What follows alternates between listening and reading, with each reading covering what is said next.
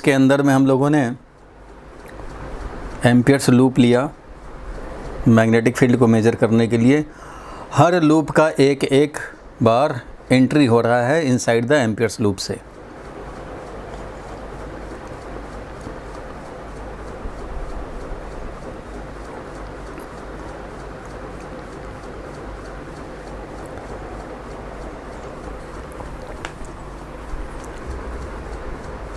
तो इतना माइंड में सेट हो गया होगा भाई। आर्ची क्लियर है यहाँ तक? लास्ट क्लास अगर किसी का मिसिंग हो तो वो भाई कंफ्यूज रह जाएगा। ये हेलिकल पाथ जो फॉलो होता है वो हम लोगों को समझने हैं भाई। हेलिकल पाथ यहाँ पे जो मूविंग चार्ज प्रोड्यूस करता है वो समझने हैं। और ये हम लोग लास्ट क्लास में देखे थे कि जब करंट कैरिंग कॉइल को लूप्स को जब पास रखते हैं तो इस तरह से यूनिफॉर्म मैग्नेटिक फील्ड सेट होता है इनसाइड द सोलेनॉइड। सोलेनॉइड बोलें या टोरॉइड बोलें, टोरॉइड इस तरह का बोलते हैं। सोलेनॉइड जो होता था वो हम लोगों का स्ट्रेट में होता था। सोलेनॉइड हमारा स्ट्रेट स्प्रिंग होता था, स्ट्रेट स्प्रिंग सोलेनॉइड है। और इसी को बेंड कर दिया अगर हम लोगों ने इस तरह से सर्कुलर फॉर्म में तो ये बन गया टोरॉइड। यही टोरॉइड बना हुआ है। इसके अंदर का फील्ड हमें निकालना है। जिधर बी है उधर ही डीएल है। हम लोगों ने एम्पियर्स लूप ऐसा ही लिया है कि हर एक लूप का एक बार इससे एंट्री हो रहा है, फिर दूसरा लूप का, फिर तीसरे लूप का, ऐसे करके हर लूप एक एक बार एम्पियर्स लूप के अंदर से है। और ये हम लोगों को आज डिराइव करने हैं कि अंदर का फील्ड कितना होगा। और ये है मोशन ऑफ चार्ज पार्टिकल। ये पॉजिटिव चार्ज पार्टिकल है। मैग्नेटिक फील्ड वर्टिकली अपवर्ड है, इसमें ये मूव कर रहा है इस तरह से स्प्रिंग की तरह ये बना रहा है पाथ। इस पाथ को हेलिकल पाथ बोलते हैं। Helix is the name of the structure, इसको हेलिक्स बोलते हैं। और ये हेलिकल पाथ जो बना है इसका रेडियस निकालना होगा और इसका पिच निकालना होगा। पिच क्या होता है? ये जो गैप है इसी को बोलते हैं पिच। पिच बिटवीन दो लूप के बीच में जो गैप है उसको पिच बोलते हैं। और ये तो आपने देखा टोरॉइड के अंदर का मैग्नेटिक फील्ड किस तरह से यूनिफॉर्म है, बाहर नहीं निकल पा रहा, बाहर यहाँ पे नहीं निकल पाता है, अंदर ही यूनिफॉर्म मैग्नेटिक फील्ड सेट किया हुआ होता है। इसी को आज नेक्स्ट एप्लीकेशन नंबर 5 है शायद, तो एप्लीकेशन नंबर 5 लिखा जाए। Magnetic field due to toroid. Toroid को हम लोग टोरॉइडल सोलेनॉइड भी बोलते हैं, क्योंकि ये सोलेनॉइड ही एक तरह से है, बस स्ट्रक्चर चेंज कर दिया गया इसको। तो टोरॉइड में क्या फील्ड होता है वो ज़रा समझा जाए। उसके लिए सबसे पहले तुम्हें एक टोरॉइड बनाना पड़ेगा। तो टोरॉइड बनाने के लिए क्या करूँगा भाई, तो एक हम लोग सर्कल लेंगे। तो ठीक है भाई,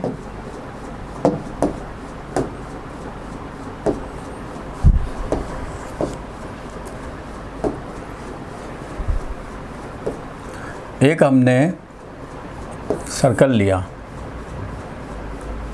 एक ये,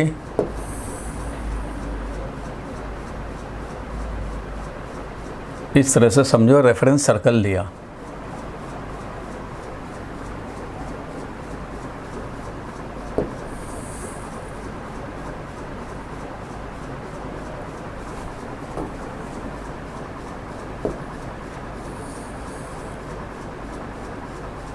ये भी गड़बड़ है, सेंटर मिले। चलो ये बन गया सर्कल। और अब इसका हम लोग काम करेंगे।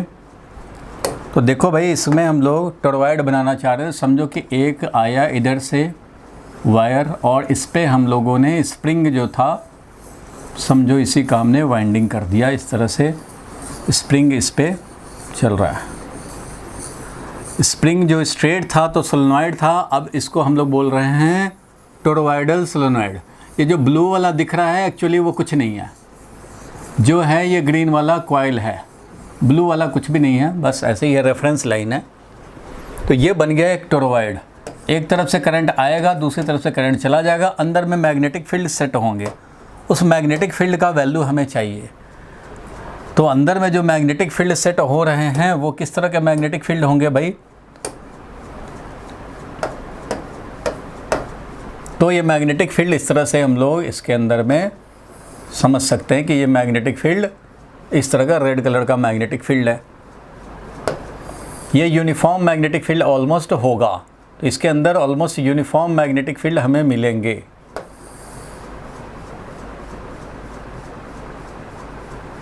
अंदर का जो यूनिफॉर्म मैग्नेटिक फील्ड है यही हमें कैलकुलेट करने हैं। तो चलो भाई इसको कैलकुलेट किया जाए। इस मैग्नेटिक फील्ड को कैलकुलेट करने के लिए हम लोग क्या करेंगे, तो हम लोग लेंगे एक एम्पियर्स लूप।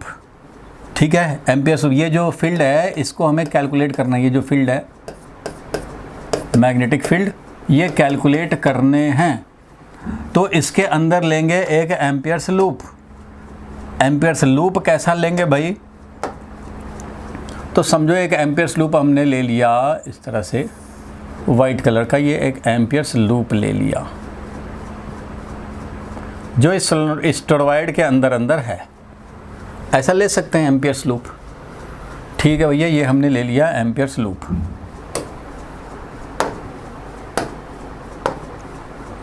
ये है अपना वाइट कलर वाला, वो है एम्पियर्स लूप। सबने एम्पियर्स लॉ पढ़ा हुआ है। हमें मैग्नेटिक फील्ड चाहिए, अंदर का magnetic field, inside the toroid magnetic field हमें चाहिए। दो मेथड से हम लोग इसको दो मेथड से हम लोग सॉल्व कर सकते हैं, निकाल सकते हैं। मेथड 1, मेथड 1 क्या है भाई, तो toroid can be suppose to be made of solenoid.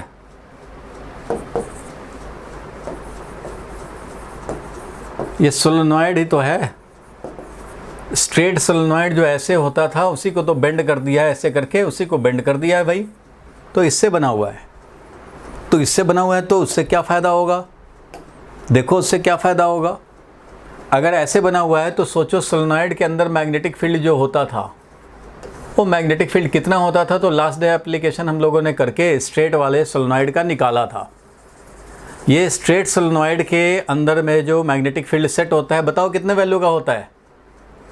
इसका मैग्नेटिक फील्ड वैल्यू कितना आया था भाई, म्यू नॉट एन आई। बिल्कुल ठीक है।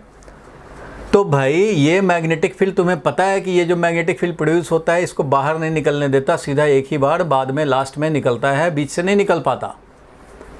तो भाई अंदर में अगर 50 फील्ड लाइंस हैं तो वो 50 रहेंगे। अब इसको बेंड कर दिया, अरे बेंड कर दिया तो क्या हुआ, तो भी ये 50 अगर हैं तो 50 रहेंगे, 100 है तो फील्ड लाइन 100 रहेंगे। बेंड करने से फील्ड लाइन बाहर तो निकलना नहीं है, तो जो 100 फील्ड लाइन थे वो 100 फील्ड लाइन अंदर ही रह जाएंगे। इसको तुमने ऐसे करके सर्कल बना दिया तो भी ये 100 का 100 ही रह जाएगा। इट मीन्स टोरॉइड के अंदर मैग्नेटिक फील्ड वही होगा जो सोलेनॉइड के अंदर होता है, और इसलिए ये म्यू नॉट एन आई ही रहेगा। अगर टोटल नंबर ऑफ टर्न इस टोरॉइड में ये है तो पर यूनिट लेंथ, एन क्या होता है, नंबर ऑफ टर्न पर यूनिट लेंथ। तो नंबर ऑफ टर्न अगर टोटल हमारा कैपिटल एन है और ये आर रेडियस का टोरॉइड है, अगर आर रेडियस का टोरॉइड है तो total number of turn divided by total length into main current I.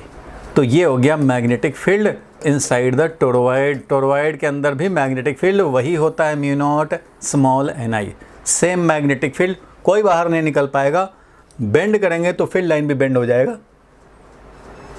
हाँ, कोई डाउट पूछ रहा था, बता दे। कोई डाउट पूछ रहा था वो बताए। क्या डाउट पूछ रहे थे भाई? अरे किसी का आवाज़ आ रहा था ना डाउट में, बताओ क्या डाउट है। बोलता ही नहीं है। डाउट तो बताओ, कोई तो बोल रहा था ना अभी। क्या नाम है, आर्ची, क्लियर है? अरे अतुल, ये सब बीच बीच में आ जाते हैं, बीच बीच में मतलब बीच में मिस करते हैं फिर आ जाते हैं, बीच मिस करते हैं फिर आ जाते हैं। बोलो भाई, किसी को कन्फ्यूजन है? कन्फ्यूजन उसी को होगा जो लास्ट क्लास नहीं किया था। तरुण, क्लियर है तुम्हें? Yes, sir. क्लास मिस होने में कोई बुराई नहीं है, लेकिन क्लास मिसिंग होने के बाद आप में कितना कवर करने की तड़प है, वही एक घोड़ा और गधा में डिफरेंस लाता है, पता ही है आपको। इसलिए अपनी प्यास को बुझने मत दो, अपने आग को बुझने मत दो भाई। अगर ज़िंदगी में कुछ पाना है तो भूखे प्यासे तो रहने पड़ेंगे। प्यास ज़्यादा से ज़्यादा पढ़ने की, प्यास कुछ अच्छे कॉलेज में जाने की, वो बुझनी नहीं चाहिए। सुस्त हो जाओगे, बुझ जाएगा सारा प्यास, बेकार रह जाएगा, ज़िंदगी भर प्यासे रह जाओगे। इसलिए अगर ज़िंदगी की प्यास बुझानी है तो अभी प्यास जगानी पड़ेगी, पढ़ने की प्यास। दिन रात पढ़ाई, फॉर्मूला घूमता रहे माइंड में, मैथ्स का, केमिस्ट्री का, फिजिक्स का माइंड में। सोने से पहले फॉर्मूला, उठने के बाद फॉर्मूला घूम रहा हो दिन में। ऐसा कंडीशन है तो आप सही रास्ते पे हैं। ऐसा कंडीशन नहीं है, दिमाग में मूवी घूम रहे हैं, दिमाग में IPL घूम रहे हैं, दिमाग में ओलंपियाड घूम रहे हैं, ओलंपिक्स घूम रहे हैं, और कुछ और मैच घूम रहे हैं, या मूवीज़ घूम रहे हैं, या रिलेटिव घूम रहे हैं, मामा जी घूम रहे हैं, चाचा जी घूम रहे हैं। अगर ये सब दिमाग में चल रहा है तो आप डेविएटेड हैं। आपका एक ही पर्पस होना चाहिए इस टाइम पे, पढ़ाई, फॉर्मूला घूम रहा है, पढ़ते जा रहे हैं, पढ़ते जा रहे हैं, पढ़ते जा रहे हैं। कुछ और भी काम कर रहे हैं तब भी पढ़ाई नज़र आ रहा है, तब भी पढ़ाई नज़र आ रहा है। खेल रहे हैं तब भी पढ़ाई नज़र आ रहा है, टीवी देख रहे हैं तब भी पढ़ाई नज़र आ रहा है, खा रहे हैं तब भी फार्मूला दिमाग में घूम रहा है, तो समझो कि सही रास्ते पे हो। इसका मतलब ये नहीं कि पढ़ते ही रहना है, हाँ बीच में इंटरटेनमेंट करने हैं। ऐसा इंटरटेनमेंट करो जिससे डिस्टर्बेंस तुम्हें ना हो और काम भी हो जाए। चलो देखो, मैंने बोला कि सोलेनॉइड से ही तो बना है टोरॉइड। सोलेनॉइड को ऐसे घुमा दो, टोरॉइड बन जाएगा। सोलेनॉइड के अंदर मैग्नेटिक फील्ड कन्फाइंड रहता था भाई, तो अगर इसको बेंड कर दोगे तो भी ये निकलने नहीं देगा, और ये बेंड करते करते ऐसे ले आए तो भी ये भी ऐसे ही रहेगा, और ऐसे ऐसे बेंड करके ऐसे कर दिया तब भी ये इसके अंदर ही रहेगा। इसलिए जितने फील्ड लाइन थे ये रेड वाले वो सब रहेंगे। 3 है तो 3 दिखेंगे, 30 है तो 30 दिखेंगे, 300 है तो 300 इसमें रहेंगे। सो फील्ड क्या है? फील्ड वही है, म्यू नॉट एन आई। अब total number of turn n है, लेंथ कितना है? इस सोलेनॉइड से जो बनाया हमने सर्कल, r रेडियस का जो सर्कल बनाना चाहा, तो इसका टोटल लेंथ कितना है? तो भाई 2πr है। 2πr लेंथ का सोलेनॉइड था, 2πr लेंथ का सोलेनॉइड था, उसको हमने बेंड करते करते r रेडियस का टोरॉइड बना दिया।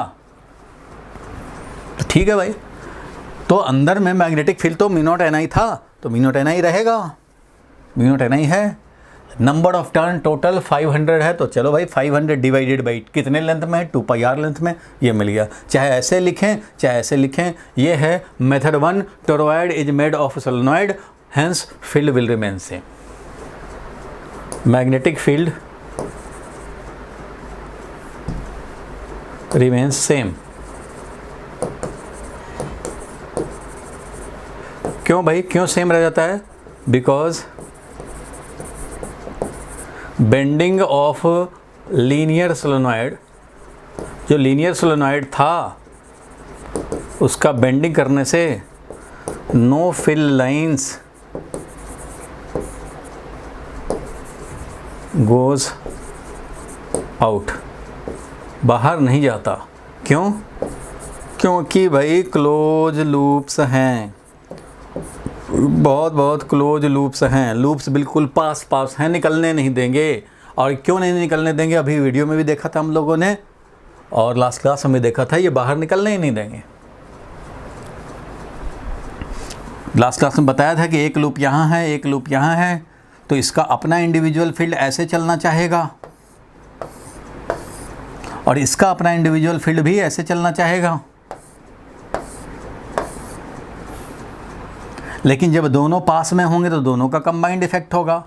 तो कंबाइंड इफेक्ट में क्या होगा भाई? तो कंबाइंड इफेक्ट में ये होगा कि यहाँ पे अगर फील्ड देखूंगा तो ये वाला फील्ड बोलेगा कि इधर रहो, ये फील्ड लाइन जो ऐसे निकल रहा है और ये भी ऐसे निकल रहा है, दोनों में सेम सेंस में करंट है। टोरॉइड के या सोलेनॉइड के हर लूप में क्लॉकवाइज है तो सब में क्लॉकवाइज ही है, एंटी क्लॉकवाइज है तो सब में एंटी क्लॉकवाइज ही है। तो ठीक है भैया, तो सब में ऐसे ही। तो यहाँ पे ये वाला फर्स्ट लूप बोलेगा कि इधर है मैग्नेटिक फील्ड, ये सेकेंड लूप बोलेगा कि इधर है होगा भैया मैग्नेटिक फील्ड टेंजेंशियल, और इसलिए रिजल्टेंट क्या होगा, तो रिजल्टेंट ऐसे होगा। यहाँ पे देखेंगे अगर तो ये इसका जो फील्ड होगा वो ऐसे चलेगा और इसका फील्ड हमारा ऐसे चलेगा, तो ये वाला ऐसे कहेगा, ये वाला ऐसे कहेगा, रिजल्ट क्या होगा, हॉरिजॉन्टल। यहाँ पे तो भाई दोनों ही कहेगा कि राइट वर्ड, ये भी बोलेगा राइट वर्ड, ये भी बोलेगा राइट वर्ड, तो रिजल्ट क्या है, राइट वर्ड। यहाँ पे देखोगे, यहाँ पे तो ये वाला कहता है कि इधर चलो भाई, ये वाला कहता है कि नहीं इधर चलो, तो दोनों का रिजल्टेंट क्या होगा, ऐसे।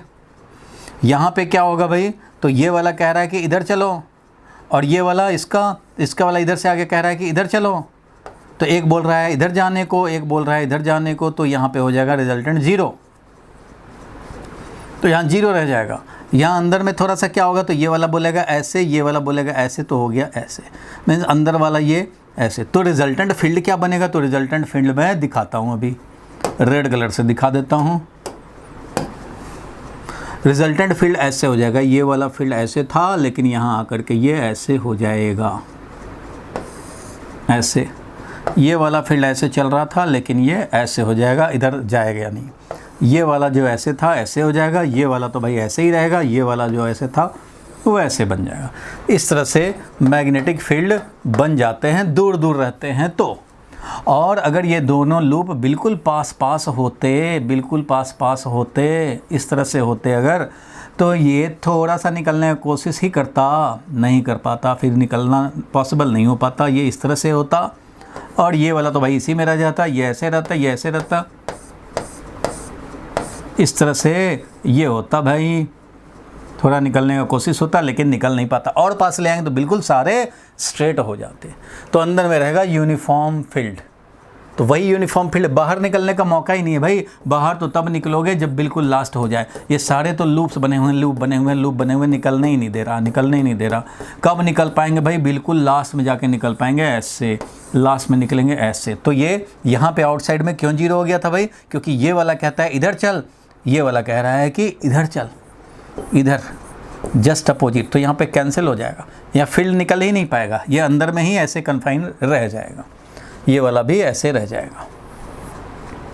तो ये लास्ट क्लास में भी डिस्कस किया था, अभी भी समझ गए, मेथड 1 समझ गए। अब हम लोग देखेंगे मेथड 2।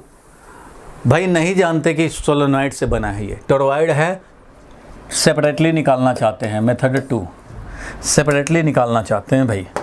तो ठीक है, अगर सेपरेटली निकालना चाहते हैं, independently Ampere's law directly use करना चाहते हैं, तो ठीक है, B.dl is equal to μ0 into current enclosed करेंगे।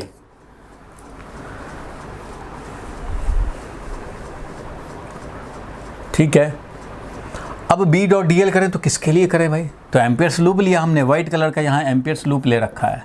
ठीक है भाई, ये अपना एम्पियर्स लूप है।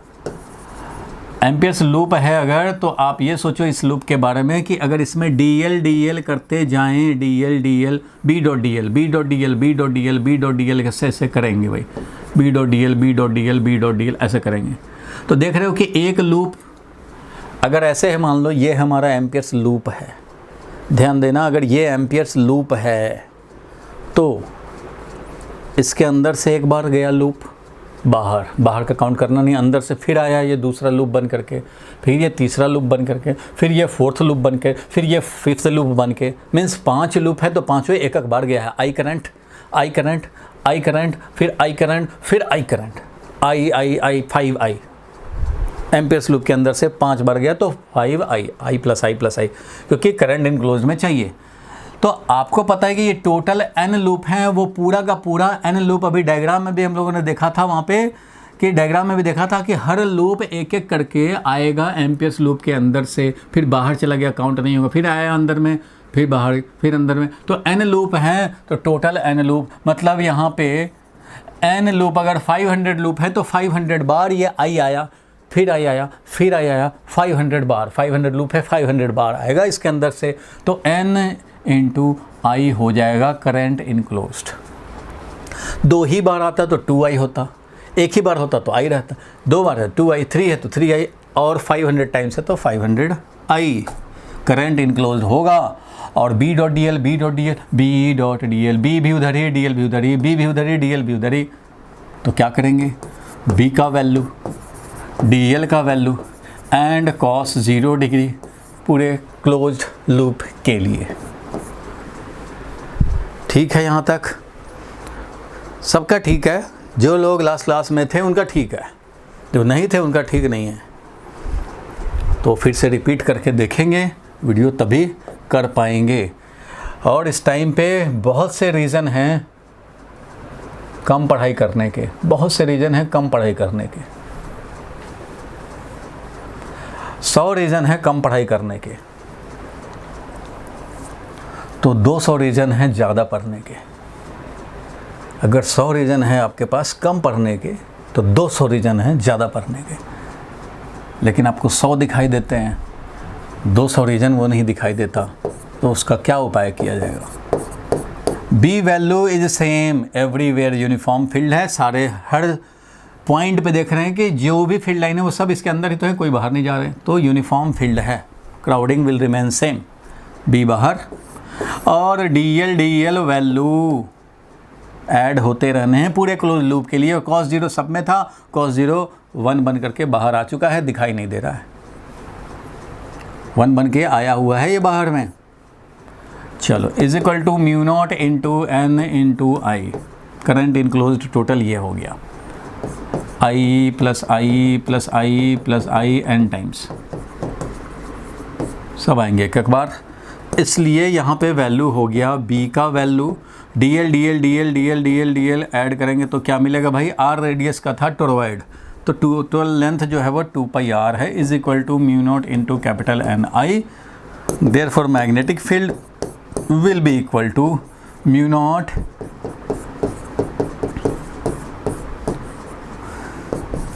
इसलिए मैग्नेटिक फील्ड क्या बन गया भाई, तो मैग्नेटिक फील्ड बन गया mu naught into N I. बोलो ठीक है यहाँ तक, mu naught into N I ये बन गया, यही हमारा मैग्नेटिक फील्ड है। नंबर ऑफ टर्न पर यूनिट लेंथ यही है। बोलो भाई, क्लियर हुआ? दोनों मेथड देख लिया हम लोगों ने, एक एम्पियर्स लूप से और एक टोरॉइड का स्पेशल केस समझ करके। ये है यूजिंग एम्पियर्स लूप, तो एम्पियर्स लॉ से हम लोगों ने कर लिया काम। ठीक है भाई, टोरॉइड का समझ गए, सिंपली समझना है, सोलेनॉइड से ही टोरॉइड बना हुआ है, इसलिए वही फील्ड वही रह गया। कभी कभी ऐसा होता है कि न्यूमेरिकल में ऑब्जेक्टिव में पूछ दिया जाता है भाई कि एक टोरॉइड है, इस टोरॉइड में इनर रेडियस अगर R1 है, आउटर रेडियस अगर R2 है, तब अंदर में फील्ड कितना होगा। Total number of turn capital N है। तो आप क्या करेंगे, तो यहाँ पे तो तुम्हें करना पड़ेगा काम कि मैग्नेटिक फील्ड तो होता है म्यू नॉट एन आई, ऐसा होता है, लेकिन टोटल नंबर ऑफ टर्न दिया है, तो उस टर्म में हमें तो ये दिया नहीं है, टोटल नंबर ऑफ टर्न दिया, तो डिवाइडेड बाई 2 पाई आर करने पड़ेंगे। तो ये आर कौन सा है भाई, तो ये है मीन रेडियस, मीन्स आर नहीं दिया, R1 R2 दिया है, तो उस कंडीशन में आर को रिप्लेस करेंगे R1 plus R2 divided by 2 से। मीन रेडियस लेंगे, ये वाला रेडियस लेंगे, ये वाला, तो आर बन जाएगा ये वाला रेडियस, और उस आर का वैल्यू क्या हो जाएगा, R1 प्लस R2 बाई 2, तो ये लेने पड़ेंगे, that is n divided by 2 पाई, और R1 plus R2 by 2, 2 cancel हो जाएगा, और म्यू नॉट एन आई, तो इस तरह से मिल जाएगा, यानी कि म्यू नॉट और n डिवाइडेड बाई क्या हो गया भाई, 2 कैंसिल हो गया, और पाई R1 प्लस R2 ये हो गया इनटू करंट।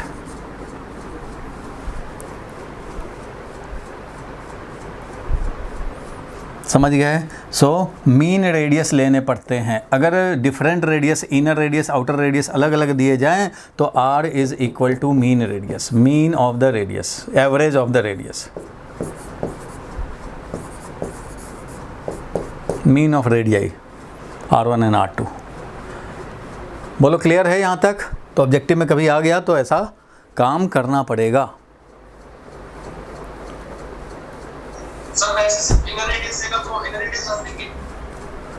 सिंगल रेडियस होगा तो वो मीन रेडियस होगा। सिंगल रेडियस कभी इनर वाला नहीं दिया जाता, मीन रेडियस दिया था। जब एक ही रेडियस देना है तो मीन रेडियस दिया जाएगा, और अगर दोनों रेडियस दिया जाएगा तभी इनर और आउटर दिया जाएगा। समझ गए? अगर ये R1 R2 में डिफरेंस बहुत ज़्यादा नहीं है, पतला सा सोलेनॉइड था उसका टोरॉइड बना दिया, तो R1 R2 will remain same almost, तो उस कंडीशन में R वही चल जाता है। अब एक का रेडियस है मान लो 2.1, दूसरे का रेडियस है 2.2, तो तुम्हें मीन रेडियस से 2.15 लेने पड़ेंगे बीच वाला। और एक रेडियस दिया है, इसका मतलब सीधा है कि इसने मीन रेडियस दिया है। ध्यान देना, एक ही रेडियस मतलब मीन रेडियस है। चलो ठीक है, समझ गए। यूजिंग एम्पियर्स लॉ फ्रेशली और यूजिंग सोलेनॉइड स्पेशल केस। तो ये बना टोरॉइड का समझ गए हम लोग। अब जरा चलेंगे न्यू टॉपिक पे। ये डेरिवेशन बेस ही ज़्यादा होता है एम्पियर्स लॉ, तो कोई बात नहीं है, इस पे सारे पे ऑब्जेक्टिव भी बनाए जा सकते हैं, बनेंगे।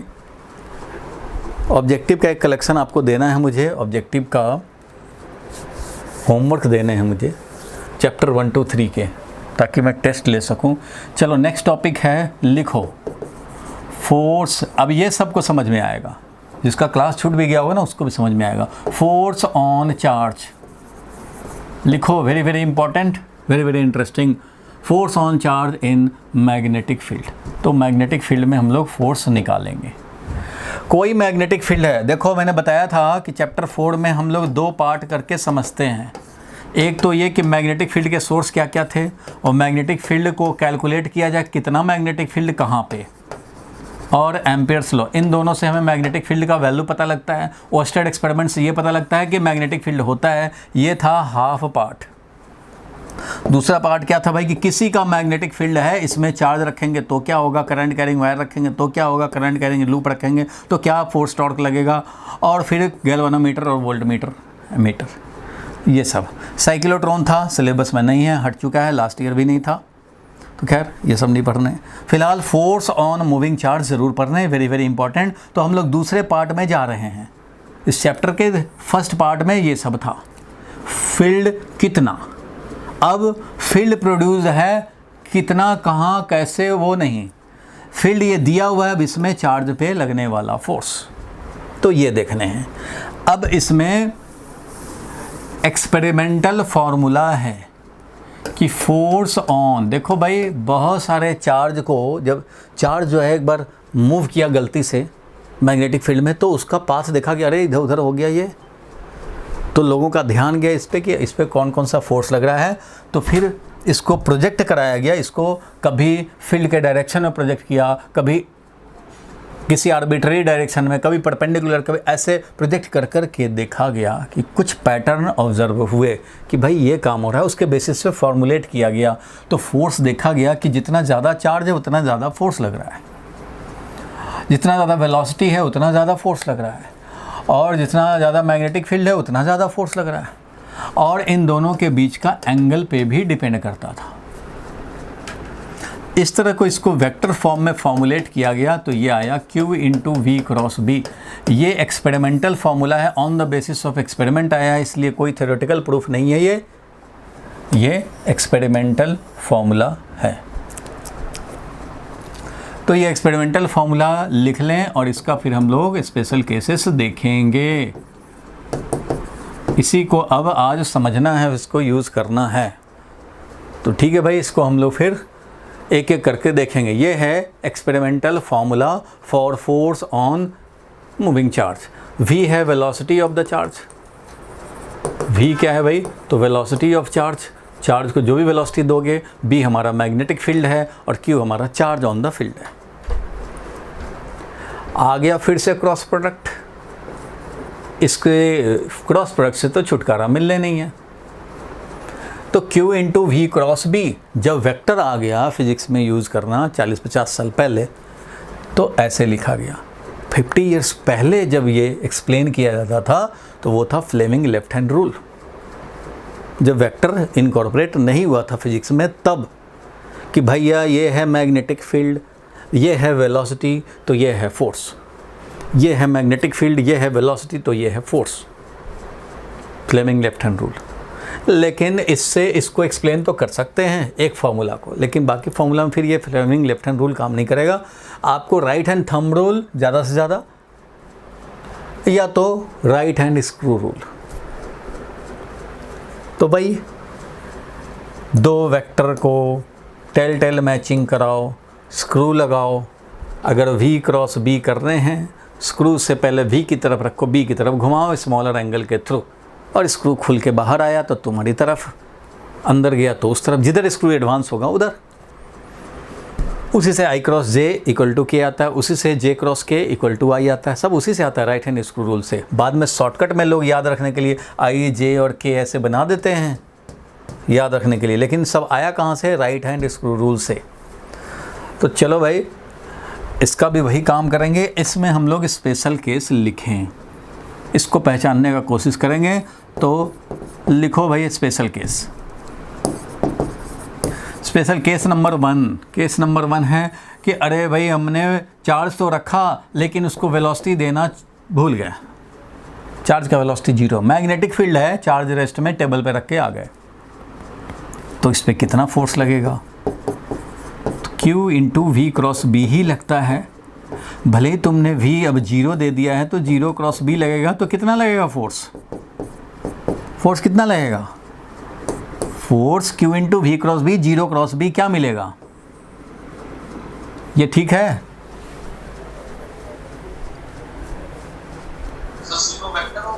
हाँ, ये तो मैं चाहता था कि आप बोलें। जीरो वेक्टर, जीरो लिखना सही नहीं है, खाली जीरो लिखने से बात नहीं बनेगी, ब्लंडर हो जाएगा। तो ठीक है भाई, इतना समझ गए।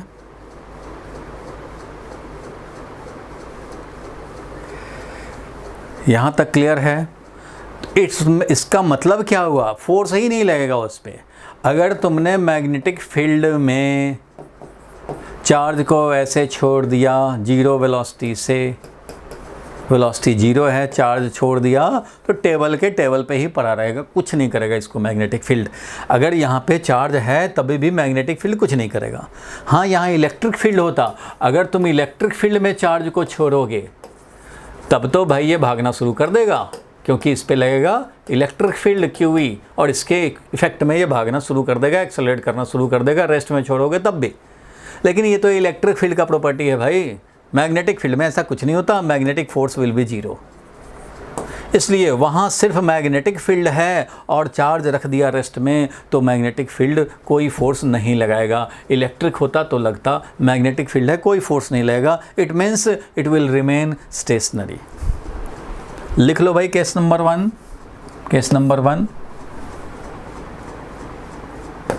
That is charge at rest will remain at rest. तुम्हें क्या लग रहा है? मोशन में नहीं लगेगा, यहाँ V रहेगा तो लगेगा कि नहीं लगेगा? V रहेगा तो V क्रॉस B करने पड़ेंगे ना, लगेगा, आगे का केस में आएगा। वेलोसिटी रहेगा तभी तो फोर्स लगेगा, वेलोसिटी 0 है तो कोई फोर्स नहीं है। तो केस नंबर 1 देखा अभी हम लोगों ने, वेलोसिटी रहेगा तब तो लगेगा ही। इसलिए तो कई बुक में ये टॉपिक रहता है फोर्स ऑन मूविंग चार्ज, मैंने तो लिखा force on charge in magnetic field, topic मैंने तो ये लिखा, बट कई बुक में रहेगा force on moving charge in magnetic field, क्योंकि मूविंग चार्ज पे ही फोर्स लगता है। मैं ये केस दिखाना चाहता हूँ कि भाई रेस्ट पे रहेगा तो कोई फोर्स नहीं लगेगा, इसलिए मैंने ऐसे लिखा मूविंग चार्ज। क्या जो चार्ज है रेस्ट में तो क्या होगा वो भी बताना है, इसलिए चार्ज इन मैग्नेटिक फील्ड, इस पर हम लोग फोर्स देखना चाहते हैं। तो फर्स्ट केस तो हुआ कि भाई मोशन ही नहीं दिया, तो जब मोशन ही नहीं दोगे तो कोई फोर्स नहीं लगेगा। चलो भाई केस नंबर 2, चलो भैया केस 2 देखा जाए तो वेलोसिटी देना पड़ेगा, वेलोसिटी दिया जाए तो केस 2 है कि when velocity given is in the direction of magnetic field, parallel हो, यानी कि थीटा का वैल्यू हमारा 180 डिग्री हो या फिर थीटा का वैल्यू 0 डिग्री हो। ऐसे कंडीशन में जब पैरेलल हो तो क्या होगा?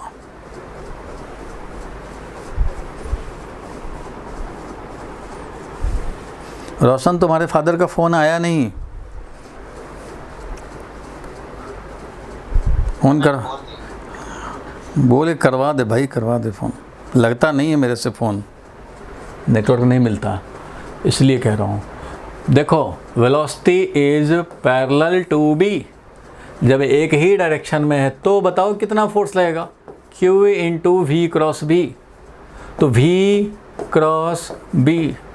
अब बताओ जब दोनों पैरेलल हैं, V is parallel to B, यानी कि साइन यहाँ क्रॉस प्रोडक्ट में क्या आता है, वी बी साइन 0 डिग्री या sine 180 degree into unit vector. Cross product तो यही बनता है भाई, ये क्रॉस प्रोडक्ट तो यही बनता है, वी बी साइन थीटा। और थीटा का वैल्यू हमारा 0 हो या 180 हो तो 0 बन जाएगा। इट मीन्स फोर्स क्या रहेगा, 0 वेक्टर। तो फोर्स पैरेलल होने से हमारा 0 वेक्टर हो जाएगा force. It means again force will be 0 if velocity is parallel to B. Velocity किसी और डायरेक्शन में होगा तो होगा, लेकिन B के पैरेलल हो जाए तो क्रॉस प्रोडक्ट कहता है कि 0 हो जाएगा। इसका मतलब क्या हुआ भाई, इसका मतलब ये हुआ कि अगर ये मैग्नेटिक फील्ड है, ध्यान देना, अगर ये मैग्नेटिक फील्ड है, मान लो एक रूम है, एक चैम्बर है जिसमें मैग्नेटिक फील्ड भरा हुआ है, क्लासरूम में मैग्नेटिक फील्ड है, और कोई इधर से एक विंडो बना हुआ था, इसमें किसी ने चार्ज ऐसे प्रोजेक्ट कर दिया इसके अंदर। समझो ग्रेविटी नहीं, ग्रेविटी फ्री स्पेस, ओनली एक ही फील्ड है, मैग्नेटिक फील्ड।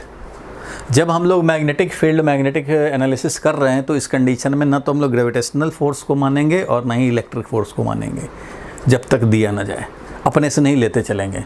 मैग्नेटिक इफेक्ट पड़ रहे हैं, सिर्फ मैग्नेटिक फील्ड की बात करेंगे, मैग्नेटिक फोर्स की बात करेंगे, ठीक है यहाँ तक। तो ऐसा अगर हो, ग्रेविटी फ्री स्पेस है, इलेक्ट्रिक फील्ड फ्री स्पेस है, ओनली मैग्नेटिक फील्ड है, वो भी राइटवर्ड डायरेक्शन में है, और राइटवर्ड में ही किसी चार्ज को प्रोजेक्ट करा जाए तो ये अनडिफ्लेक्टेड ऐसे ही विदाउट चेंज इन वेलोसिटी चलता चला जाएगा, और इसके सामने अगर एक विंडो मिल गया तो ये ऐसे निकल भी जाएगा। क्यों? क्योंकि फोर्स 0 लग रहा है। मैग्नेटिक फील्ड में से ये क्रॉस कर गया, फोर्स भी नहीं लगा। इसको अगर मान लो इधर विंडो हो और यहाँ से हम लोगों ने इधर प्रोजेक्ट कर दिया किसी को, तो ये भी उतने ही वेलोसिटी से without any change in velocity आगे बढ़ जाएगा। क्यों? फोर्स ही नहीं लगा। फोर्स है 0, फोर्स है 0, और फोर्स 0 होने का मतलब एक्सेलरेशन है 0, और एक्सेलरेशन 0 होने का मतलब क्या है भाई, velocity is constant. It means velocity will remain constant. means charge particle will move through the field as if there is no field। ऐसा लगेगा कि कोई फील्ड है ही नहीं, कोई फोर्स ही नहीं लग रहा। तो केस नंबर 2 में ये हम लोग कंक्लूजन लिख सकते हैं। लिख लो भाई, डायग्राम बनाओ और लिखो, चार्ज विल मूव। इस केस में जब ये पैरेलल है तब के केस में charge will move as if there is no field।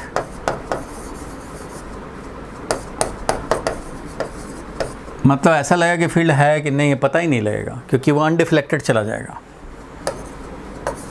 Velocity will be undeviated, undeflected. Velocity will remain constant, ऐसा लिख देता हूँ, विल रिमेन कांस्टेंट।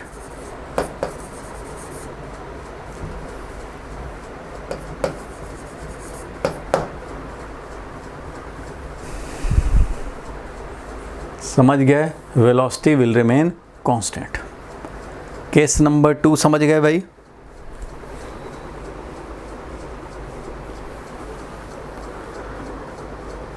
बोलो भाई, कोई प्रॉब्लम? कुछ लोग लेट से आते हैं, लेट मत आया करो भाई, लेट मत आया करो, परेशान हो जाओगे। थोड़ा सिंसिरिटी रख लो, सिंसिरिटी रखना ज़रूरी है। अगर जुनून नहीं है कुछ करने का तो 12th पास कर जाओगे, फिर ऐसे ही घूमते फिरते नज़र आओगे, टीचर से मुलाकात भी नहीं करोगे शर्म के मारे। अच्छा करोगे तो टीचर को ढूंढ के मिलोगे। तो ठीक है भैया, ये हो गया हमारा केस नंबर 2। अगर वेलोसिटी पैरेलल टू फील्ड हुआ तो as if there is no field, undeflected, undeviated, सीधा चला जाएगा वेलोसिटी कांस्टेंट मेंटेन करके। ठीक है भाई, तो अब देखेंगे हम लोग case number 3। Very very important. Case number 3 देखेंगे कि velocity perpendicular to magnetic field हो जाए तो, परपेंडिकुलर टू मैग्नेटिक फील्ड का मतलब थीटा है वी और बी में, वो 90 डिग्री हो, तो ऐसे कंडीशन में क्या बनेगा? तो ऐसे कंडीशन में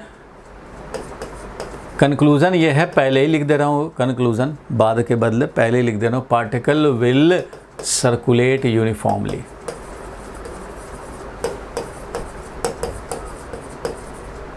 अब ये यूनिफॉर्मली जो सर्कुलेट करेगा तो उसका रेडियस कितना होगा वो निकालने पे, और उस पर न्यूमेरिकल भी खूब आते हैं, और इसके टाइम पीरियड कितने होंगे ये निकालने पे खूब आते हैं।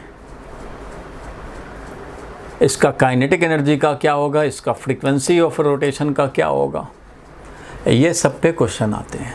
इसलिए ये केस बहुत इंपॉर्टेंट है। पहले वाले 2 केस तो ऐसे ही हो गए, कोई फोर्स ही नहीं लगा, रेस्ट में तो फोर्स नहीं है, और parallel to magnetic field velocity हो भी जाए तो कोई फोर्स नहीं है। लेकिन अब फोर्स है, अब उसका एनालिसिस भी करने पड़ेंगे। तो ठीक है भाई, कैसे? तो देखो भाई, अब परपेंडिकुलर टू, तो पहले एक मैग्नेटिक फील्ड ले लिया जाए। तो मैग्नेटिक फील्ड सपोज करो क्रॉस में है, एक रीजन है जहाँ पे मैग्नेटिक फील्ड यूनिफॉर्म है और वो क्रॉस डायरेक्शन में मैग्नेटिक फील्ड है, ऐसे दिखाया जाता है बुक में भी, क्रॉस कर करके दिखा रहे हैं। इट मीन्स क्रॉस डायरेक्शन में मैग्नेटिक फील्ड है।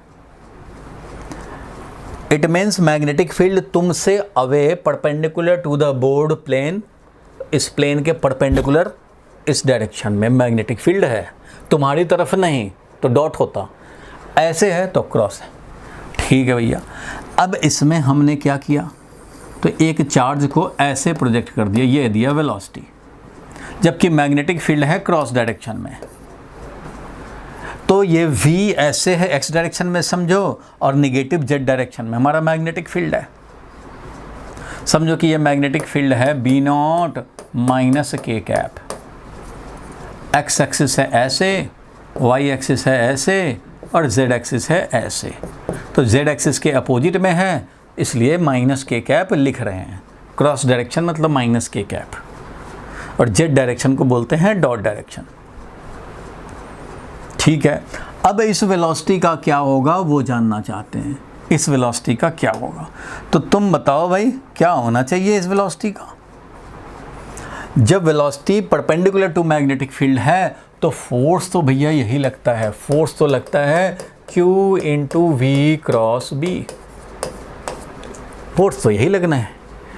अब देखो कि v और b परपेंडिकुलर हैं तो क्या लगेगा फोर्स? तो वैल्यू तो कम से कम लगेगा Q VB और साइन 90 डिग्री, ये वैल्यू है। बट यूनिट वेक्टर किधर होगा भाई? तो यूनिट वेक्टर होगा हमारा in the direction of v cross b।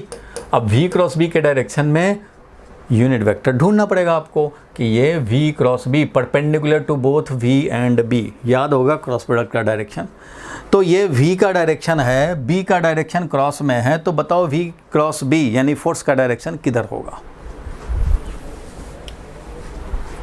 Pen ले लिया, राइटवर्ड में वेलोसिटी, क्रॉस में है मैग्नेटिक फील्ड, या ऐसे समझ लें, राइटवर्ड में ये ब्लैक से दिखाता हूँ शायद तुम्हें ज़्यादा दिखे, क्रॉस में है मैग्नेटिक फील्ड, ये है v, ये है b, टेल टेल मिलाया, v है, b है, स्क्रू लगाया, v की तरफ इंडिकेटर रखा, v से b की तरफ स्मॉलर एंगल के थ्रू घुमाया, स्क्रू खुला और ये खुल के बाहर आया।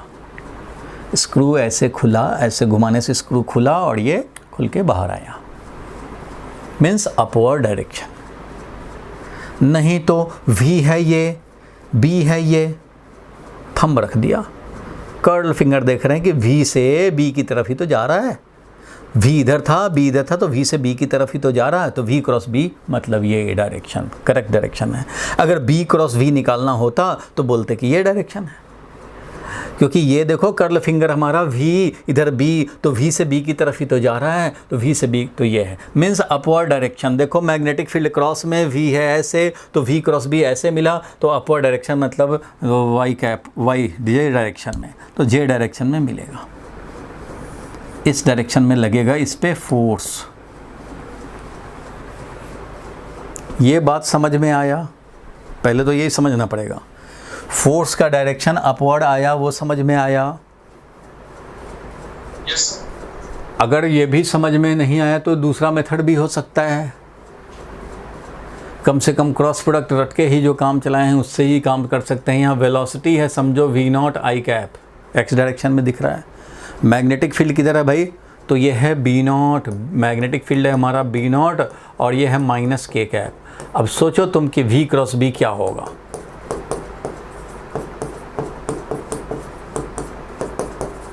v है हमारा v नॉट आई कैप और क्रॉस b है हमारा b नॉट और माइनस k कैप। ठीक है भैया, तो यहाँ से भी अगर तुम देखोगे तो q v not b not ये तो चलो भाई तुम कर लिए। बाकी अब i क्रॉस माइनस k, तो चलो माइनस एक ले आ रहे हैं, और i क्रॉस k क्या होता है? तो i क्रॉस j तो k होता है, i क्रॉस k क्या होगा? तो तुम्हें पता है भाई, i j k, तो i cross k minus j होता है। तो यहाँ पे क्या करोगे? एक और माइनस j लगाओगे। एक तो ये माइनस ये था, और i क्रॉस k करने से यानी क्या मिला? q v not b not और किधर भाई? j कैप, यानी किधर? अपवर्ड डायरेक्शन मिल रहा है। और v क्रॉस b करेंगे तो वैसे ही अपवर्ड डायरेक्शन में मिल जाएगा।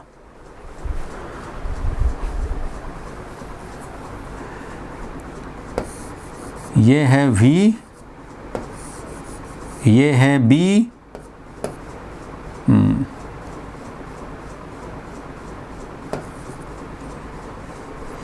थोड़ा और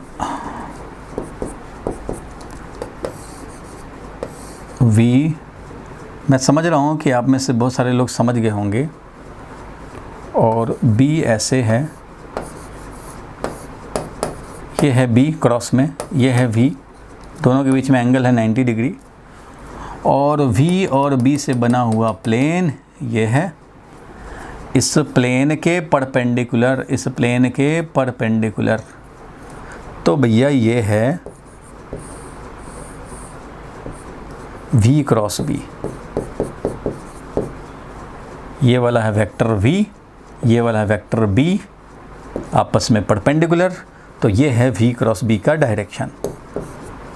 स्क्रू लगाया, v से b की तरफ घुमाया। बोलो भाई, अब तो क्लियर हुआ? v b और ये v क्रॉस b, ये है y डायरेक्शन, ये है z डायरेक्शन, और ये है x डायरेक्शन। बोलो क्लियर है? z एक्सिस के अपोजिट में b है फील्ड। अब तो क्लियर है? बोलो। तो अपवर्ड में लगा फोर्स, चलो भाई अपवर्ड में लगा फोर्स ये क्लियर हुआ। तो ये अपवर्ड फोर्स इस वेलोसिटी का क्या करेगा? क्या करें इसमें? इसमें कुछ नहीं भाई, q into V cross B करना था, हमने v को रख दिया v नॉट आई कैप, क्योंकि v था हमारा मान लो v नॉट वैल्यू का आई कैप में, b कितना था? तो b नॉट वैल्यू का था माइनस k कैप में। देखो जेड एक्सिस सीधे उसके अपोजिट में था, जिसको क्रॉस से दिखाया।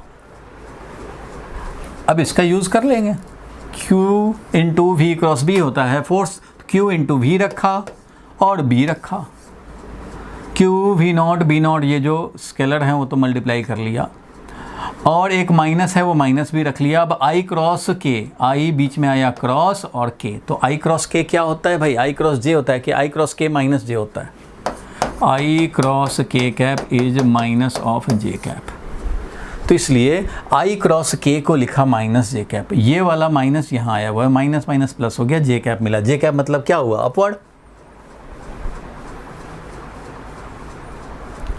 जे कैप का मतलब हो गया अपवर्ड, और फोर्स लगा कितना? क्यू वी बी, जितना वेलोसिटी जितना मैग्नेटिक फील्ड, और ये अलोंग वाई एक्सिस हमें मिल रहा है, यानी कि अपवर्ड मिल रहा है। ठीक है, बोलो बोलो भाई, क्लियर है यहाँ तक? चलो ठीक है, यहाँ तक जब क्लियर है तो अब हम लोग देखें। ये सब तो ऐसे समझाने के लिए मैंने बोल दिया, इतना करने की ज़रूरत नहीं थी, आप समझ गए, लेकिन मैं 2-3 मेथड से आपको बता दिया कैसे कैसे। चलो तो अब मैं इस इधर वाले डायग्राम को हटा रहा हूँ, अब इस पे ज़रा हम लोग फोकस करें। एक्स वाई जेड एक्सिस सब आप समझते हैं, इसको हटाओ, अभी हमें स्पेस चाहिए। और ये क्रॉस में मैग्नेटिक फील्ड था, यूनिफॉर्म मैग्नेटिक फील्ड में हम लोगों ने प्रोजेक्ट किया था। अब ये अपवर्ड में फोर्स लग के इस वेलोसिटी का क्या करेगा, वेलोसिटी यहाँ पे ऐसे है फोर्स के साथ, क्या करेगा ये फोर्स, तो भैया ऐसा फोर्स जो वेलोसिटी के परपेंडिकुलर हो वो एक ही काम करता है, सिर्फ डायरेक्शन चेंज करता है, वेलोसिटी का वैल्यू चेंज नहीं करता।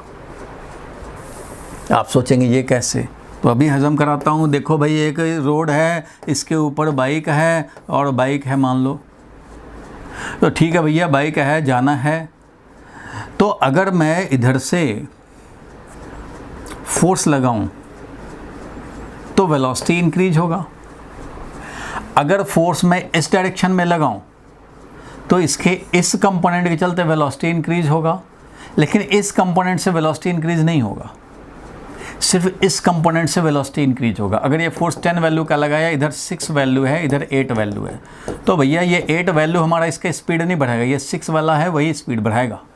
ठीक है भाई, ये समझते हो आप। और अगर मैं फोर्स का डायरेक्शन बदल दूं, फोर्स मान लो मैं इधर लगाने लग जाऊं ऐसे, तो इसका एक कंपोनेंट छोटा सा होगा, वही स्पीड बढ़ाएगा। अगर मैं फोर्स को ऐसे लगाऊं तो इसका एक कंपोनेंट इधर है जो इसके वेलोसिटी को, जो इसका वेलोसिटी इधर था उसको कम करेगा ये वेलोसिटी, और इधर वाला कंपोनेंट को वेलोसिटी कम करने में कोई इंटरेस्ट नहीं होगा। मीन्स अगर फोर्स हमारा वेलोसिटी से एक्यूट एंगल पे है तो वेलोसिटी इंक्रीज करेगा, और अगर फोर्स हमारा वेलोसिटी से ऑब्ट्यूज एंगल पे है तो इसका कंपोनेंट इधर रहेगा, वेलोसिटी के अपोजिट में डिक्रीज कराएगा। लेकिन अगर हमारा बाइक है ऐसे और फोर्स परपेंडिकुलर होगा तो इसका कोई कंपोनेंट ना तो स्पीड बढ़ाएगा ना स्पीड कम करेगा, ना वेलोसिटी बढ़ाएगा ना वेलोसिटी कम करेगा, क्योंकि इस फोर्स का कंपोनेंट ना इधर है ना इधर है, तो करेगा क्या, तो ऐसा फोर्स इसका डायरेक्शन चेंज करता है। ठीक वैसे ही जैसे मान लो, तुम सोच लो कि अर्थ है, मून है, एक ही फोर्स लगता है ग्रेविटेशनल फोर्स, वेलोसिटी रहता है ऐसे टेंजेंशियल, मून का वेलोसिटी टेंजेंशियल, वेलोसिटी ये है और फोर्स है ये ग्रेविटेशनल फोर्स, वो रेडियल, इस तरह से। ये क्या करता है ये फोर्स, क्या मून का वेलोसिटी चेंज करता रहता है, नहीं, डायरेक्शन, सिर्फ डायरेक्शन चेंज करता है। इसलिए ऐसा फोर्स सिर्फ डायरेक्शन चेंज करेगा, क्योंकि इसका कुछ भी कंपोनेंट इस डायरेक्शन में होता तो वेलोसिटी इंक्रीज होता, कुछ भी कंपोनेंट अपोजिट में होता वेलोसिटी डिक्रीज होता। लेकिन तुम्हारा फोर्स ही इधर लग रहा है, ना कंपोनेंट इधर है वेलोसिटी के अलोंग ना अपोजिट में, तो ना इंक्रीज करेगा ना डिक्रीज करेगा, करेगा क्या, वेलोसिटी चेंज करेगा डायरेक्शन में, ये इस डायरेक्शन में चेंज करेगा और ये वेलोसिटी ऐसे हो जाएगा। फिर फोर्स लेकिन ऐसे लगेगा, फिर भी वेलोसिटी के परपेंडिकुलर है। ये वैसे ही बात होगी कि एक पेंडुलम है समझो, और यहाँ पे हमने वेलोसिटी दिया ऐसे, तो भाई ये इस मोमेंट पे तो इसका डायरेक्शन बदलेगा। तो जिस तरह से मून का मोशन ये सेंटर की तरफ लग रहा है फोर्स, और वेलोसिटी है tangential perpendicular to the force, तो इसका काम होता है सिर्फ इसका डायरेक्शन चेंज करते रहना। वेलोसिटी है इधर, फोर्स है, डायरेक्शन चेंज करेगा, फिर वेलोसिटी इधर होगा, फोर्स इधर होगा। कभी भी इस फोर्स का वेलोसिटी के डायरेक्शन में कंपोनेंट ही नहीं है, so speed will not change, only direction will change. यहाँ आ गया तो ये है वेलोसिटी, ये है फोर्स, तब भी वही बात रह गई। यहाँ पे आएंगे तो ये वेलोसिटी है, ये है फोर्स। क्यों भाई, तो चेक करके देख लो, ये वेलोसिटी है और क्रॉस में हमारा मैग्नेटिक फील्ड है, तो V क्रॉस B क्या होगा, तो V क्रॉस B हमारा वैसे ही फोर्स लगाएगा।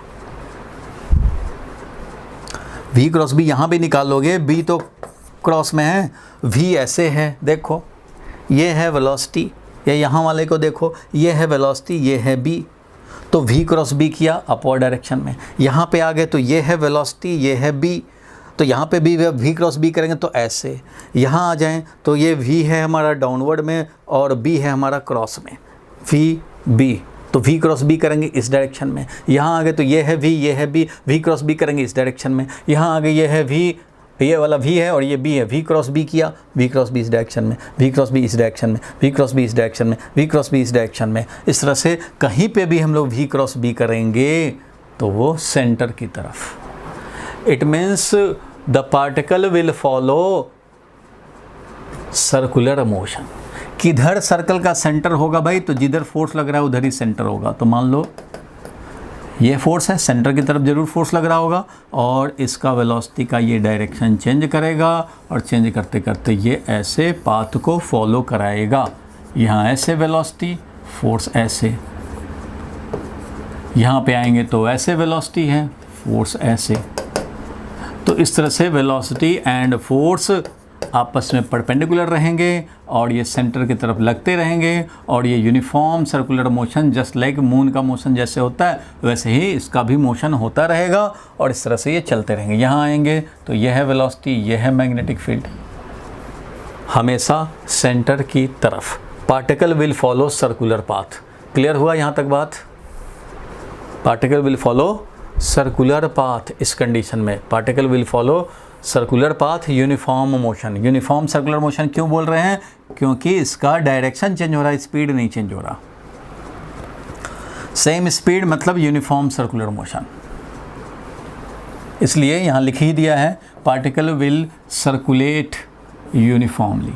यूनिफॉर्म सर्कुलर मोशन होगा, v is circulating speed, radius कितना होगा वो तुम्हें निकालना है। पहले ये समझ में आया कि सर्कुलर पाथ बनेगा, बोलो भाई, ये समझ में आया कि सर्कुलर पाथ बनेगा? अतुल क्लियर हुआ तुम्हें?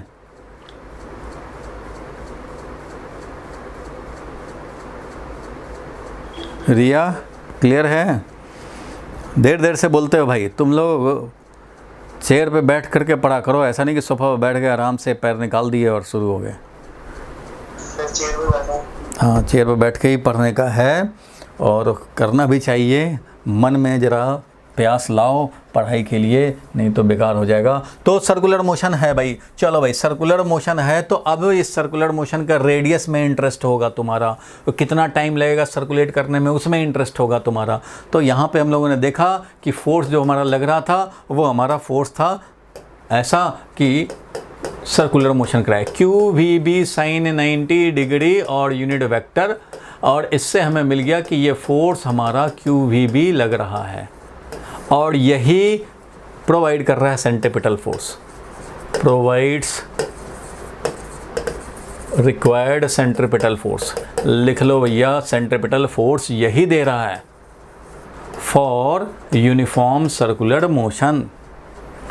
हाँ भाई, ये तो दे रहा है, तो दे रहा है तो चलो लिखा जाए कि रेडियस कितना मिलेगा। तो तुम्हें पता है कि यूनिफॉर्म सर्कुलर मोशन होता है अगर, तो इसमें सेंटर की तरफ एक फोर्स चाहिए होता है, सेंट्रीपिटल फोर्स, क्योंकि इधर एक एक्सेलरेशन होता है, वो एक्सेलरेशन होता है सेंट्रीपिटल एक्सेलरेशन v²/r। अगर v स्पीड से सर्कुलेट कर रहा हो कोई r रेडियस में, तो v²/r is the centripetal force.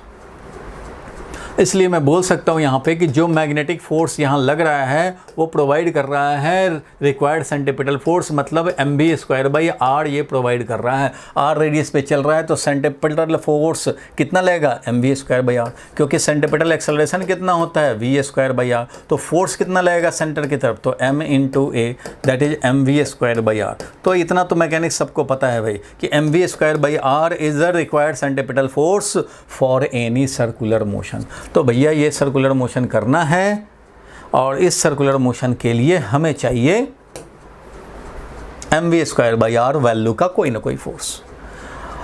अगर ये मान लो न्यूक्लियाई के चारों तरफ इलेक्ट्रॉन रिवॉल्व कर रहा होता, तो electric force required centripetal force देता है। और अगर ये बाइक से कोई चक्कर मार रहा हो, गोला गोला घुमा रहा हो, तो friction force centripetal force mv²/r देता है, जो पढ़ा था तुमने मैकेनिक्स में।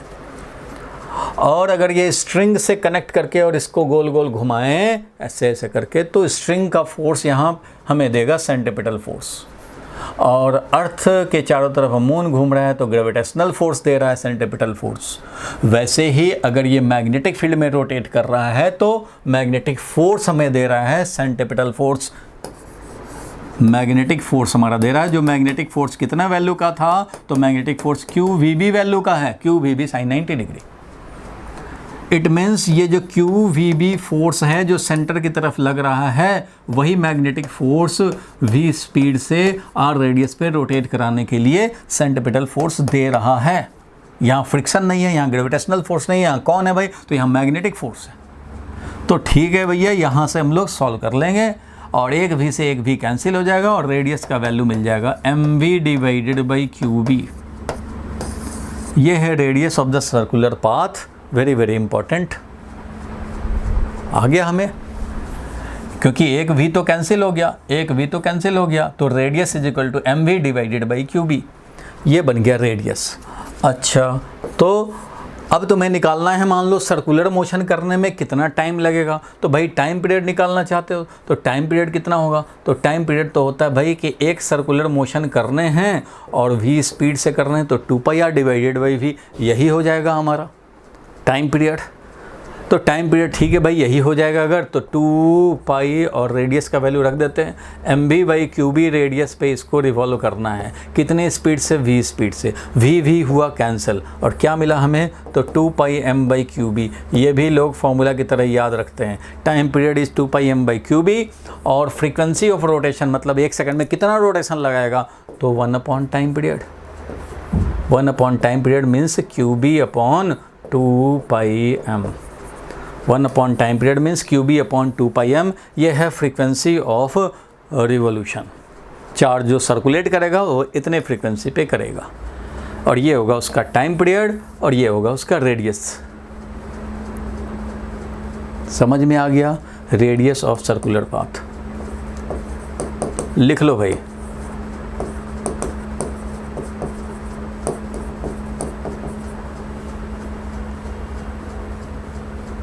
और ये हो गया टाइम पीरियड। बोलो भाई कोई प्रॉब्लम हो तो। यहाँ मैंने लिख दिया कि ये Q V B provides required centripetal force for uniform circular motion, hence जो मैग्नेटिक फोर्स है क्यू वी बी वही हमारा M V square by R दे रहा है, क्योंकि यही है हमारा centripetal force, mass into acceleration centripetal.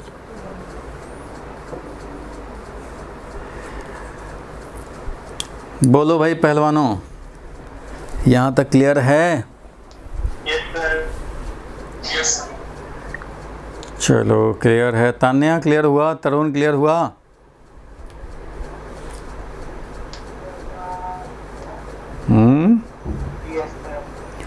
भैया यस सर बोलने से काम थोड़ी चलेगा। सबसे बड़ा तो प्रॉब्लम है क्रॉस प्रोडक्ट। वार्निंग दिया था, क्रॉस प्रोडक्ट का डायरेक्शन जिसको लेना नहीं आएगा वो फंस जाएगा इस पूरे चैप्टर में। और यही चैप्टर नहीं, आगे के 2 और चैप्टर।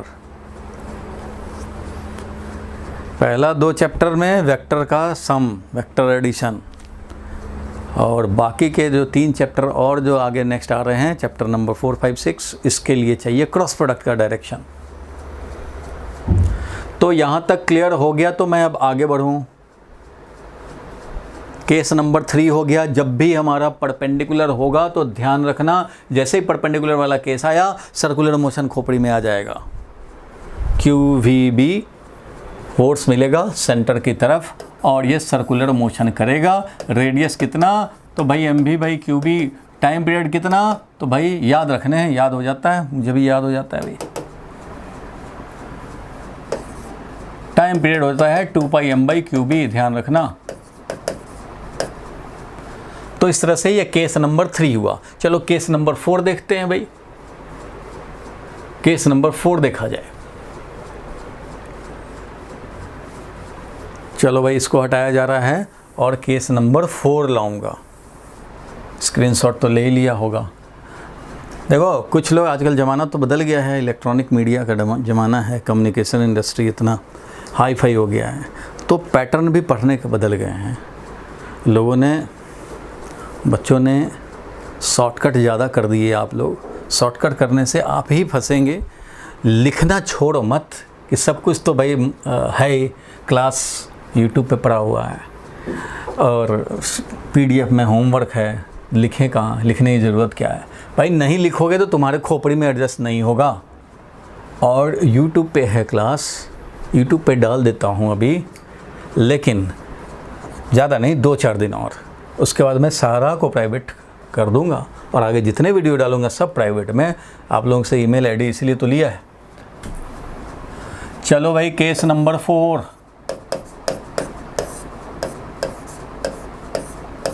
Case number 4। अब क्या रह गया भाई, हम लोगों ने कौन कौन सा केस देख लिया। अगर ये मैग्नेटिक फील्ड है तो पहले तो देखा हम लोगों ने केस नंबर 1 कि वेलोसिटी ही 0 कर दें।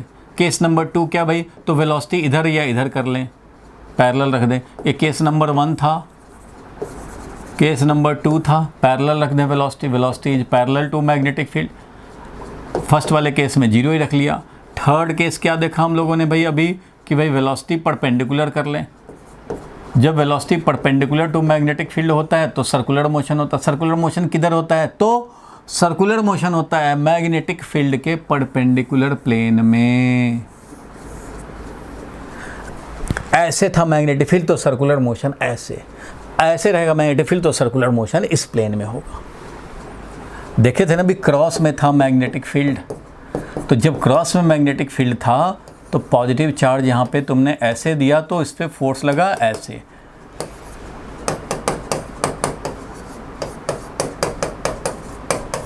ठीक है भाई, पॉजिटिव चार्ज था ये, तो जिधर V क्रॉस B उधर फोर्स।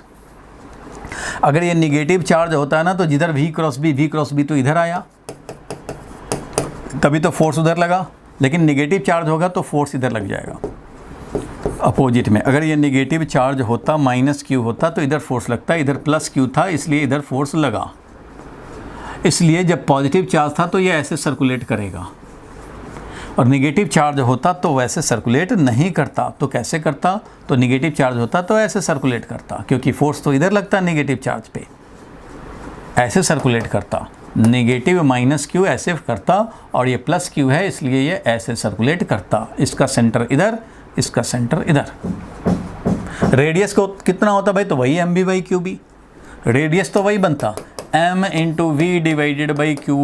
तो q का वैल्यू लेना यहाँ पे, क्योंकि साइन तो हम लोग देख लिए, डायरेक्शन निगेटिव है तो इधर जाएगा, पॉजिटिव है तो इधर जाएगा। क्योंकि जिधर फोर्स लगेगा समझो उधर सेंटर है, जिधर फोर्स लगा उधर सेंटर है। और जो वेलोसिटी है उसको आगे बढ़ा दो इसके सेंटर की तरफ, तो ऐसे ऐसे सेंटर की तरफ बढ़ा देंगे और इस तरह से ये हमें मिल जाएगा कि सर्कुलर मोशन का ये रेडियस है। तो हमेशा क्रॉस में अगर मैग्नेटिक फील्ड है, अगर जेड डायरेक्शन में या निगेटिव जेड डायरेक्शन में मैग्नेटिक फील्ड है, तो निगेटिव जेड डायरेक्शन में मैग्नेटिक फील्ड का मतलब है XY प्लेन में होगा सर्कुलेशन।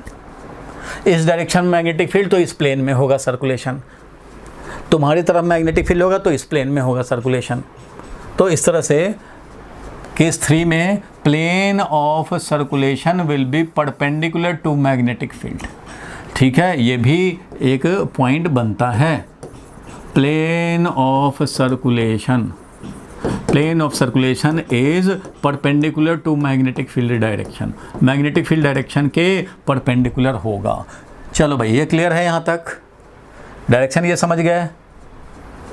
अब बोल दे भाई, टाइम लगा देते हो।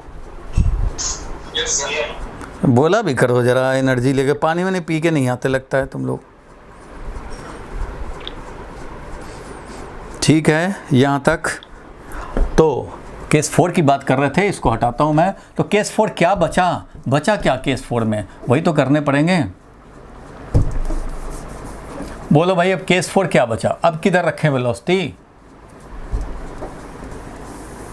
हम लोग? अब हम लोग वेलोसिटी रखेंगे आर्बिट्रेरी। Case 4 arbitrary. आर्बिट्रेरी मतलब रेस्ट में रखना नहीं है, रेस्ट में रखना नहीं है। पैरेलल रख के देख लिया, परपेंडिकुलर रख के देख लिया। अब आर्बिट्रेरी ऐसे रखा, ना तो पैरेलल ना परपेंडिकुलर, ऐसे ही थीटा एंगल पे, कुछ भी थीटा एंगल पे रख लिया मान लो। मीन्स ये केस बना velocity is not parallel to magnetic field and velocity is not perpendicular to magnetic field. और ना तो पैरेलल है और ना ही परपेंडिकुलर है, मतलब दोनों हैं। It means some component is parallel and some component is perpendicular. तो सम कंपोनेंट, इसका एक कंपोनेंट है जो मैग्नेटिक फील्ड के पैरेलल है तो इसको बोलते हैं वी पैरेलल, और एक कंपोनेंट है इधर जो मैग्नेटिक फील्ड के है परपेंडिकुलर, तो इसको बोलेंगे वेलोसिटी का कंपोनेंट परपेंडिकुलर में। तो वी पैरेलल जो है वो है हमारा वी कॉस थीटा, और जो वी परपेंडिकुलर है वो है वी साइन थीटा। बोलो भाई ठीक है यहाँ तक? ये दो चीज़ हैं। अब ये दो क्या करेंगे उसको देखने हैं। अब ये दो क्या खेल खेलेंगे वो देखना है।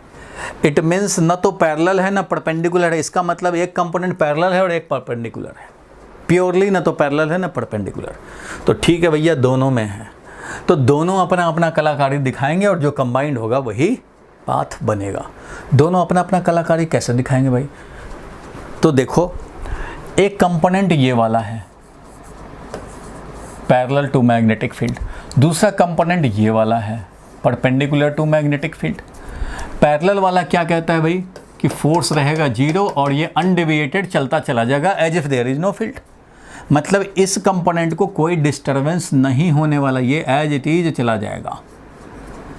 ये एज इट इज मतलब जो भी चार्ज को प्रोजेक्ट किए हो, इधर वाला component of velocity will not change और वो वैसे के वैसे चला जाएगा। ये कहता है फोर्स 0 मीन्स वेलोसिटी जो इस डायरेक्शन में है पैरेलल वाला बोलें तो वो रह जाएगा कांस्टेंट। पैरेलल वाला तो वेलोसिटी कांस्टेंट रहेगा। परपेंडिकुलर वाला देखो, ओनली पैरेलल होता तो वैसे ही चलता चला जाता, ओनली परपेंडिकुलर होता तो सर्कुलर मोशन करता रह जाता। फील्ड के परपेंडिकुलर सर्कुलर मोशन करता रह जाता। सिर्फ यही कंपोनेंट हो तो ऐसे सर्कुलेशन करता रहेगा। फील्ड ऐसे है और इस पर सर्कुलर मोशन हो रहा है और खाली ये होता तो ऐसे चलता चला जाता यूनिफॉर्म वेलोसिटी से। खाली ये वाला होता परपेंडिकुलर वाला तो ओनली सर्कुलेशन। दोनों हैं तो ये अपना काम करेगा सर्कुलेशन कराने का और ये अपना काम करेगा इस डायरेक्शन में यूनिफॉर्म वेलोसिटी से ले जाने का। इट मीन्स क्या करेगा, ये सर्कुलर मोशन करता हुआ आगे भी बढ़ेगा स्प्रिंग की तरह। सर्कुलर मोशन भी करेंगे और आगे भी बढ़ते जाएंगे। इट मीन्स इसको सर्कुलर मोशन भी करना है, आगे भी बढ़ना है। सर्कुलेशन होगा किधर ये भी ज़रा देख लिया जाए कि अगर मैं इधर से देखूं तो हमें क्लॉकवाइज दिखेगा या एंटी क्लॉकवाइज दिखेगा, ये भी तो ज़रा बता दो भाई। अगर इधर से देखें तो क्लॉकवाइज सर्कुलेशन दिखेगा या एंटी क्लॉकवाइज। 3 डायमेंशनली फिर सोचना पड़ेगा। सोचो, ये है वेलोसिटी रेड कलर से दिखा रहे हैं, ये है मैग्नेटिक फील्ड, सिर्फ इसी के चलते सर्कुलेशन होगा। ये है वेलोसिटी, ये है मैग्नेटिक फील्ड। स्क्रू लगाएंगे, सबका ध्यान यही रहे, वेलोसिटी मैग्नेटिक फील्ड। स्क्रू लगाया, V से B की तरफ घुमाया, V क्रॉस B करने से ऐसे इस डायरेक्शन में V क्रॉस B हुआ। पॉजिटिव चार्ज है तो V क्रॉस B पे इधर ही फोर्स लगेगा, चार्ज पे इधर ही फोर्स लगेगा V क्रॉस B के डायरेक्शन में। तो इधर सेंटर ये वेलोसिटी मतलब ऐसे V B स्क्रू लगाया, V से B स्मॉलर एंगल के थ्रू स्क्रू बंद हुआ तो अंदर गया। ये डायरेक्शन मतलब J क्रॉस I हो रहा है, J क्रॉस I। V इधर है, B इधर है तो J क्रॉस I हो रहा है। J क्रॉस I करते हैं तो माइनस K होता है, J क्रॉस I करते हैं तो माइनस K होता है ना भाई, माइनस K। ये तो ये है फोर्स का डायरेक्शन। मतलब V क्रॉस B इधर हुआ तो पॉजिटिव है तो इधर फोर्स, निगेटिव होता तो इधर फोर्स। तो V क्रॉस B इस डायरेक्शन में, तो इधर है फोर्स, तो इधर है सेंटर ऑफ द सर्कल। तो ये वेलोसिटी सेंटर इधर, तो ये ऐसे चलेगा और ऐसे चलने का मतलब क्या हुआ भाई? ऐसे चलने का मतलब ये हुआ कि इधर वाला ऑब्जर्वर जो इधर दिखा रहे हैं, यानी मैं हूँ ऑब्जर्वर, तो मुझे दिखेगा एंटी क्लॉकवाइज। मुझे क्या दिख रहा है? एंटी क्लॉकवाइज दिख रहा है। आपको कैसा दिख रहा है? तो आपको भी एंटी क्लॉकवाइज दिखेगा। ये है B और ये है V। तो हमने क्या किया? V से B, V क्रॉस B किया तो इस डायरेक्शन में। तो इधर है फोर्स तो इधर है सेंटर, ये है वेलोसिटी तो ऐसे एंटी क्लॉकवाइज। इसी को थोड़ा इधर कर दिया हमने, एंटी क्लॉकवाइज इधर से दिख रहा है ऐसे।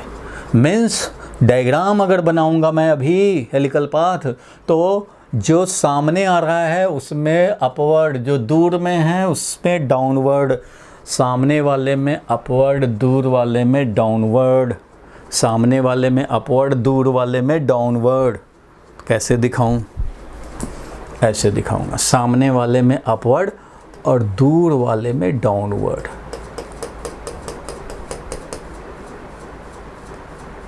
इस तरह से सामने वाले में अपवर्ड, दूर वाले में डाउनवर्ड, सामने वाले में अपवर्ड और दूर वाले में डाउनवर्ड, फिर सामने वाले में अपवर्ड और दूर वाले में डाउनवर्ड, सामने वाले में अपवर्ड और दूर वाले में, इस तरह से डाउनवर्ड चलता रहेगा।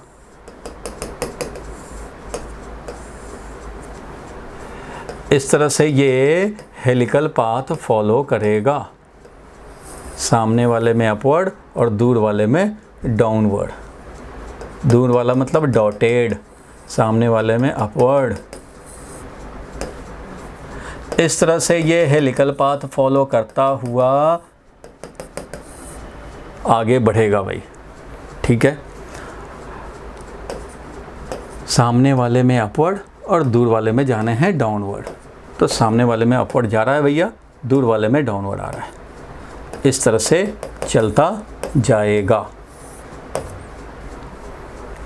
बोलो ठीक है यहाँ तक? दूर वाले में डाउनवर्ड जाना है और सामने वाले में अपवर्ड जाना है। तो इस तरह से जा रहा है।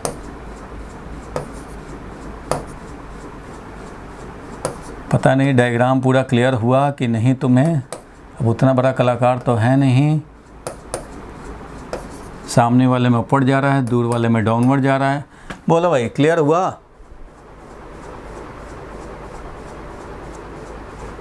अरे क्लियर हुआ भाई लोग? फिर नहीं बोल रहा है। बोलो भाई। Yes sir. भुवनेश क्लियर हुआ? तो अब देखो जरा, इसमें बस 5 मिनट का चीज़ रह गया है। इसका रेडियस, इसी का डायग्राम, इसी का मैं स्टार्टिंग ऑफ द क्लास में वीडियो दिखा रहा था, यही कि अगर अपवर्ड फील्ड था तो इसमें ये सर्कुलेट करता हुआ ऐसे आगे बढ़ रहा था, याद है? हेलिकल पाथ याद है ऐसे? Yes sir. तो ये हेलिकल पाथ में जो ये एक्सट्रीम है, ये एक्सट्रीम है, इन दोनों के बीच के डिस्टेंस को बोलते हैं पिच। पिच का मतलब है, मान लो हाईएस्ट पॉइंट पे पहुँचे तो नेक्स्ट एक सर्कुलेशन करने के बाद हाईएस्ट पॉइंट पे पहुँचेंगे, तो इन दोनों के बीच का डिस्टेंस को बोलते हैं पिच। या बॉटम पे अगर पकड़ लिया तो एक रोटेशन के बाद फील्ड के डायरेक्शन में कितना शिफ्ट हुआ उसको बोलेंगे पिच। और इस स्प्रिंग का हेलिकल पाथ का जो रेडियस है वो radius of the helical path, radius of helix, और ये बन रहा है पिच। वन सर्कुलेशन में फील्ड के डायरेक्शन में कितना आगे बढ़ा, कितना शिफ्ट हुआ फील्ड के डायरेक्शन में, उसको बोलते हैं पिच। स्मॉल पी से रिप्रेजेंट करते हैं पिच ऑफ हेलिक्स। तो ये है सर्कुलर मोशन हो रहा है, इस तरह से ये आगे बढ़ रहा है। मैग्नेटिक फील्ड अगर हमारा ये बी वाला है तो ऐसा समझ गए भाई, जब पैरेलल और परपेंडिकुलर दोनों ही कंपोनेंट हैं तो पैरेलल वाला एज इट इज उसको ले जाएगा और परपेंडिकुलर वाला सर्कुलेट कराता रहेगा, दोनों काम होंगे, इसलिए आगे बढ़ेगा। अब बताओ ज़रा इसके लिए कौन सा आया था भाई? तो एंटी क्लॉकवाइज आया था। इसको लिखेगा एंटी क्लॉकवाइज, दिखेगा इसको anti clockwise rotation of charge and shift along the field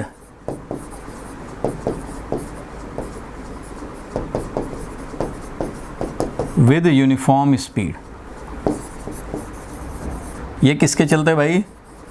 due to v parallel जो था हमारा v cos थीटा, उसके चलते। और ये anti clockwise rotation of charge, anti clockwise rotation जो हो रहा है वो किसके चलते हो रहा है? तो ड्यू टू v परपेंडिकुलर जो कि v साइन थीटा था उसके चलते। Anti clockwise due to v sine theta rotation हो रहा है। ठीक है, ये ऑब्जर्वर यही देखेगा। यहाँ तक क्लियर है? तो अब मैं बताने जा रहा हूँ यहाँ पे radius of the helix. Radius of helical path कितना होगा? रेडियस ऑफ हेलिकल पाथ, जिस पाथ को हम लोग बोलते हैं हेलिक्स, वो रेडियस कितना होगा? तो m इंटू रेडियस सर्कुलेशन का क्या होता है? वही रेडियस होगा स्प्रिंग का, इस स्प्रिंग का रेडियस ऑफ सर्कुलर पाथ।